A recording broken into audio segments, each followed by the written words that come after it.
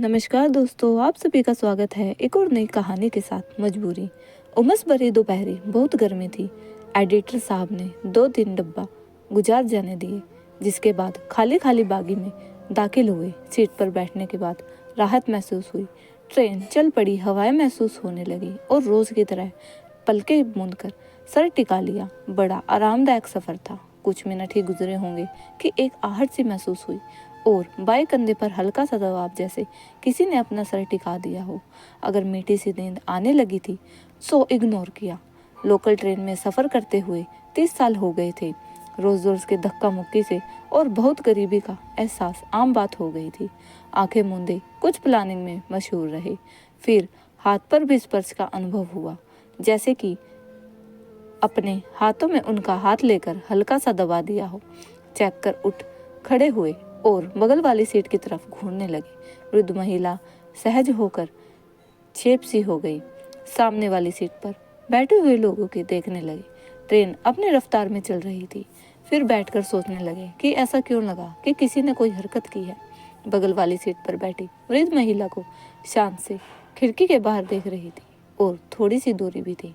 बिल्कुल भीड़ नहीं थी। खैर फिर क्या, आंखें मूंद ली। तभी 40 मिनट का सफर बाकी था। मैसेज का एक नोटिफिकेशन आया। कलेजा धक से कर गया। मैसेज पढ़कर क्यों डर गए? मैंने धीरे से सर टिकाया था आपके कंधे पर। आपको पता है ना, मुझे हर बात के लिए आप ही चाहिए। मुझे रोने के मन हो रहा है और इसके लिए भी कंधा आपका ही चाहिए। इधर उधर नजर दौड़ाए और जवाब दिया, अगले स्टेशन ट्रेन चेक करना है। ऑफिस पहुंचकर बात करता हूँ। फट से जवाब आया, ओके। माथे पर बल पड़ गई। ऐसा कैसे हो सकता है? मैसेज पढ़ने के बाद तो संभव है, लेकिन मैसेज आने से पहले किसी के साथ में होने का एहसास। कहीं ऐसा तो नहीं कि मेरे ही दिमाग खराब हो गया हो? नहीं नहीं, मैं बिल्कुल ठीक हूँ। नींद आ गई थी तो सपने में हुआ होगा। और इत्तेफाक से उसी वक्त मैसेज भी आ गया। स्टेशन आ गया था। उतर कर दूरी ट्रेन, फिर थोड़ी सी दूर पैदल चलकर ऑफिस पहुंच गया। सहज औपचारिकता के बाद कैबिन से पहुंचकर गहरी सांसें ली।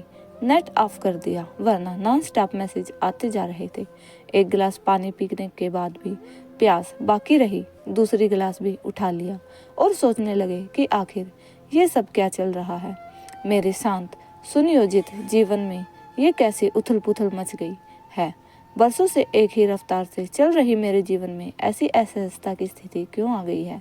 ऐसा भी नहीं है कि उसका मैसेज और कॉल आना पसंद नहीं है, लेकिन नोटिफिकेशन देखते ही असहज हो जाता हूँ। और क्या इधर उधर देखने की जरूरत पड़ती है? क्यों किसी और के सामने जवाब देने में असुविधा महसूस होती है? क्यों दिल धड़कता है? और जब 2-4 घंटे तक कोई मैसेज नहीं आता तब भी इंतज़ार क्यों रहता है? मन बेकरार क्यों हो जाता है? मन ढेर सारे सवालों के बीच उलझने जा रहा था। तभी एक मैसेज आया, फिर दूसरा और फिर तीसरा। ऑफिस पहुंच गए या सोई सोई स्टेशन पर पार हो गया। पहुंच गए, सोमवार है, मेरी मीटिंग है। 2 घंटे चुपचाप बैठो। ओके, सारी भूल गई थी। ठीक है, मीटिंग के बाद मैसेज कीजिएगा। मीटिंग में जरा सा भी ध्यान नहीं दे सका। निरंतर वही सारे सवाल जिसका कोई जवाब नहीं था। मैं इतना असहज क्यों होता जा रहा हूँ? नेट ऑफ करके पुरानी चैटिंग पढ़ने लगा। लगभग पिछले 2 महीने की चैटिंग पढ़ ली। जो निष्कर्ष निकल रहा था वो यह था कि कोई 10 या 12 साल की बच्ची है, थोड़ी जिद्दी, थोड़ी शैतान और बहुत शरारती भी। कभी कभी उसकी बदतमीजी में खून खोलने लगता है, मगर कुछ कर नहीं सकता। मानसिक रूप से बीमार है। इसके माता पिता का देहांत बहुत साल पहले हो चुका था, लेकिन इसने ना जाने ऐसा क्या देखा मुझ में कि अपने पापा की याद आती है।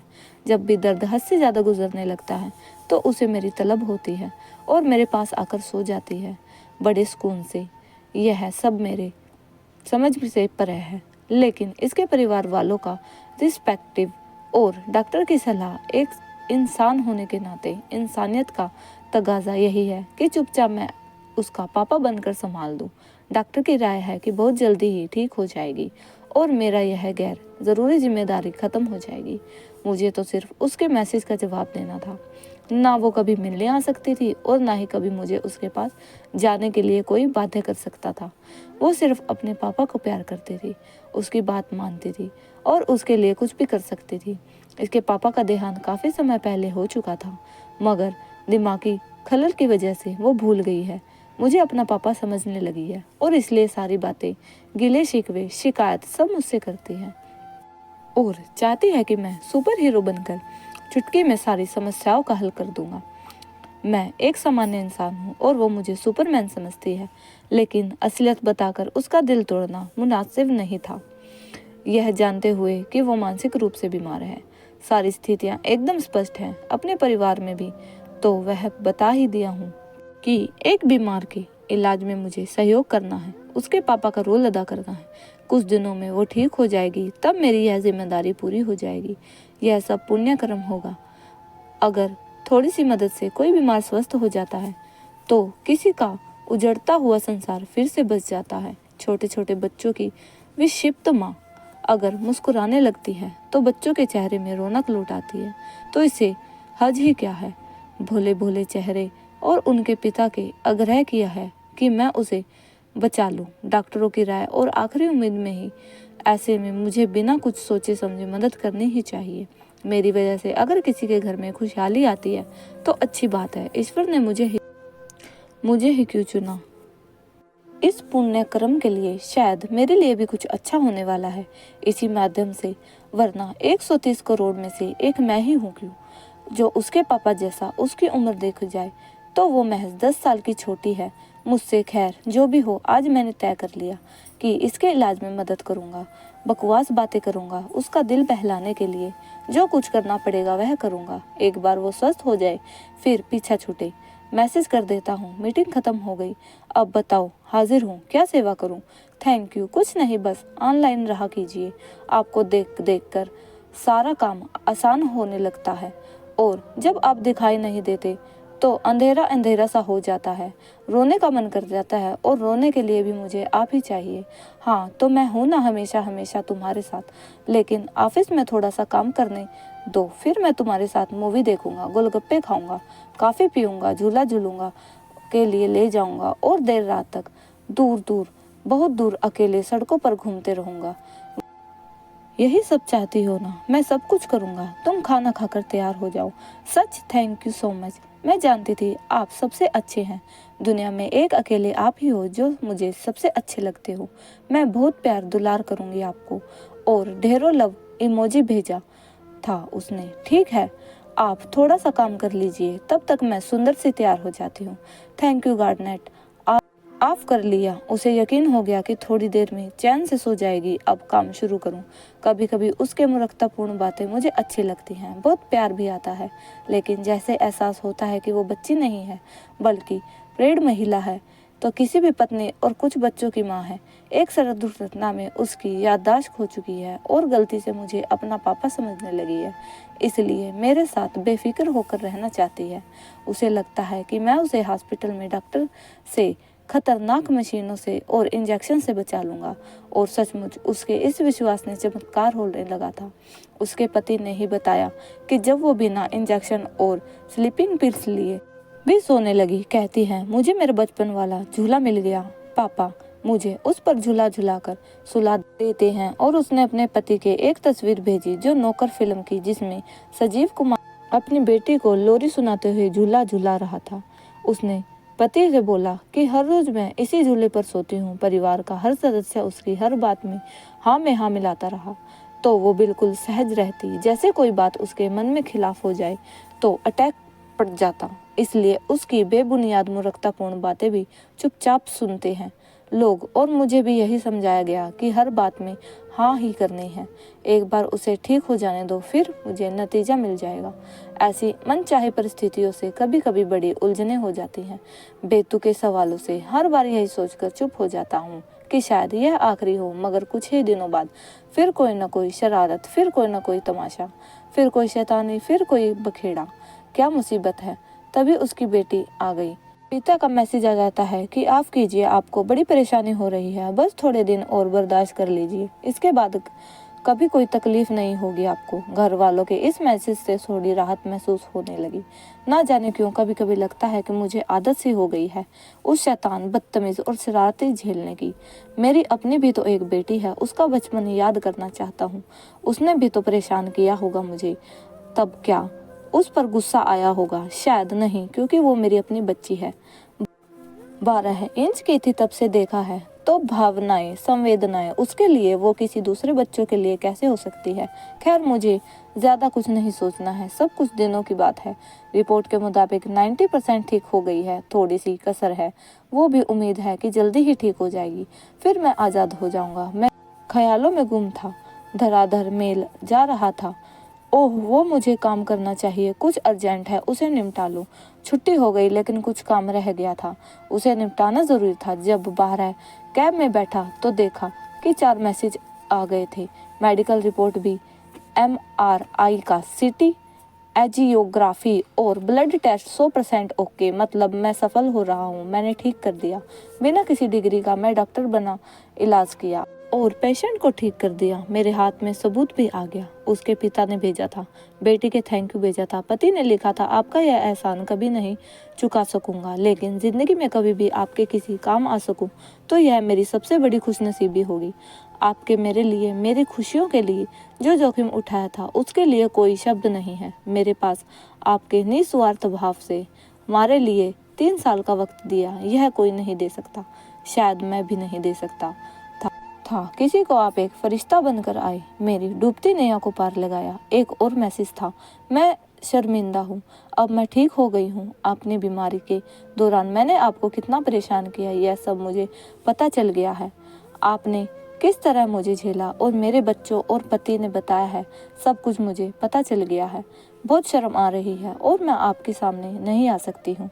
मुझे सब याद आ रहा है और मेरे परिवार वाले चाहते हैं कि मैं आपके साथ एक ग्रैंड पार्टी की जाए, लेकिन आप मना कर दीजिए। मेरे घर वाले मेरी खुशी के लिए कुछ भी करने को तैयार हैं, लेकिन अब जबकि मेरा दिमाग ठीक हो गया है, सारी रिपोर्ट ठीक है, तो आपकी ड्यूटी खत्म हो गई है। अब आप आज़ाद हैं, अपने परिवार के साथ खुशहाल जीवन बिताइए। आपके चांद पर जो ग्रहण लग गया था अब समाप्त हो चुका है। मैं पहचानने लगी हूँ अपने पति और बच्चों को और जान गई हूँ कि आपका भी एक छोटा सा प्यारा सा सुखी संसार है जिसमें तूफान बनकर मैं आ गई थी। अब मौसम बदल गया है, तूफान थम गया है। बहुत बहुत शुक्रिया, आपने मुझे मुझसे मिला दिया और मेरे पति से उनकी पत्नी और बच्चों को मिली उनकी माँ। 7 साल बाद घर में खुशियाँ लौटी हैं। वजह आप हैं, सिर्फ आप। देश भर में सभी डॉक्टरों ने जवाब दे दिया था, चाहे वो आर्मी हॉस्पिटल हो या दिल्ली, आगरा, लखनऊ, पुणे, बेंगलोर या बलौर का CMC हॉस्पिटल। पंडित, ज्योति पीर और चर्च के फादर सभी खामोश हो गए थे। अंतिम इच्छाएं पूरी कर दी गई थी। एक तरीके से मेरा दूसरा जन्म हुआ था। बहुत आभार। ड्राइवर लगातार हॉर्न बजा रहा था। ओह, शायद घर आ गया। उतरने से पहले देखा, बगल वाली सीट पर नहीं, तब कभी नहीं होगा। कोई मेरी बगल वाली सीट पर नहीं है। वो अब ठीक हो गई है, अपने परिवार वालों के साथ खुश होगी। बहुत दिनों बाद उसकी याददाश्त लौटी है। इस 7 सालों की तमाम घटनाएं एक दूसरे को सुनाने के व्यक्त रहेंगे सभी लोग। अब कोई मैसेज नहीं आएगा मेरे पास, प्लीज आप समझाइए ना। खाना नहीं खा रही, ऊपर जाकर को भवन में बैठी है, किसी से बात नहीं कर रही, मतलब रो रही है। ब्ला ब्ला ब्ला अक्सर कैसे मैसेज आते थे और मुझे हमेशा समझाना पड़ता था कि कभी प्यार से, कभी डांट कर और कभी धमका कर, कभी रूठ कर और कभी बेमतलब बकवास बातें करके मनाना भी पड़ता था। जबकि याद नहीं है कि कभी कभी किसी को इस तरह मनाया होगा। कम वक्त इस बूढ़ी बच्ची के लिए क्या क्या नाटक नहीं करना पड़ा था। मुझे दरवाज़ा क्यों नहीं खुल रहा? देखो तो चाबी उल्टी लगा रखी है। लगता है उस पागल को ठीक करते करते मैं ही पागल हो गया हूँ। यूँ तो मेरी जीत हुई है। इतने सारे मैसेज आए थे, मुझे खुश होना चाहिए। एक मुसीबत से पीछा छूटा, एक गैर ज़रूरी जिम्मेदारी बड़े अच्छे से निभाई है। व्हाट्सएप पे भी तीनों मैसेज सबूत हैं कि मैं कामयाब हो गया हूँ और आज़ाद भी। बेवक्त के सिर पैर भी बातों पर मूर्खतापूर्ण सवाल थे, बेवजह की जिद से और हर वक्त साये की तरह लिपटे रहने वाली ना समझ बच्ची थी। करवटें बदलता रहा मगर नींद नहीं आई। सुबह के 5 बज गए थे। पानी पीकर सोने की कोशिश करने लगा, तभी एक मैसेज आया, लवली मॉर्निंग, एक स्माइल के साथ। ओह, ये तो मुझे सुकून से जीने ही नहीं देगी। अब क्यों मैसेज किया? कल रात को बोल रही थी, सारी मैंने आपको बीमार के दौरान बहुत परेशान किया, सब ठीक हो गया है, अभी तंग नहीं करूँगी। मुझे पता चल गया है मेरी फैमिली अलग है और आपकी फैमिली अलग है। अब हम लोग अपनी अपनी दुनिया में खुश रह सकेंगे। फिर क्यों भेजा लवली मॉर्निंग का मैसेज। सचमुच उचित यही है कि हम लोग अपने अपने परिवार में खुश रहें। मैंने तो डॉक्टर और उसके परिवार वालों से रिक्वेस्ट पर पापा की भूमिका निभा रहा था। यह उसके इलाज का एक हिस्सा था।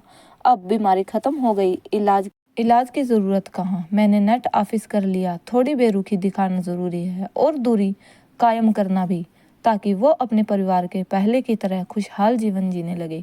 मेरा काल ख़त्म हो चुका है। बगल वाली सीट पर अब कोई नहीं होगा, कोई नहीं। तो दोस्तों, आपको इस कहानी का कौन सा हिस्सा पसंद आया तो प्लीज़ कमेंट करके बताएं और मेरे चैनल को सब्सक्राइब करें। मिलते हैं अगली स्टोरी में, जब तक के लिए